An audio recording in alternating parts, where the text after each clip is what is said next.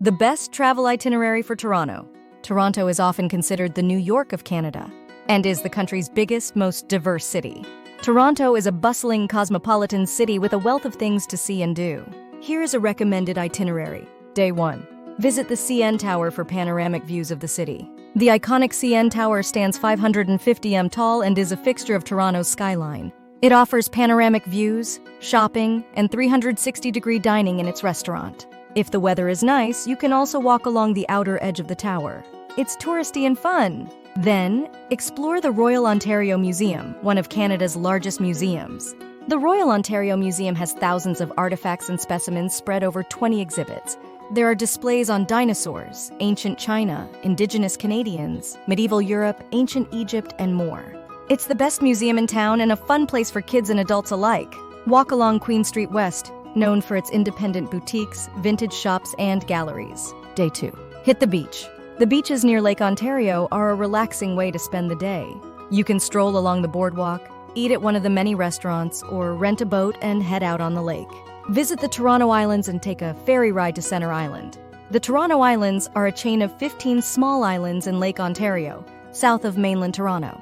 Comprising the only group of islands in the western part of Lake Ontario, the Toronto Islands are located just offshore from the city's downtown area, provide shelter for Toronto Harbour, and separate Toronto from the rest of Lake Ontario. The islands are home to the Toronto Island Park, the Billy Bishop Toronto City Airport, several private yacht clubs, a public marina, Centerville Amusement Park, a year-round residential neighborhood, and several public beaches. The Toronto Islands are a popular tourist and recreational destination. Bicycles are accommodated on the ferries at no charge and can be rented at Center Island.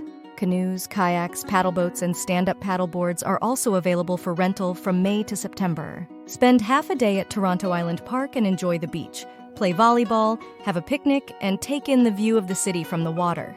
Then, check out the Art Gallery of Ontario, which has a large collection of Canadian and international art. The museum's permanent collection includes over 120,000 works, spanning the 1st century to the present day.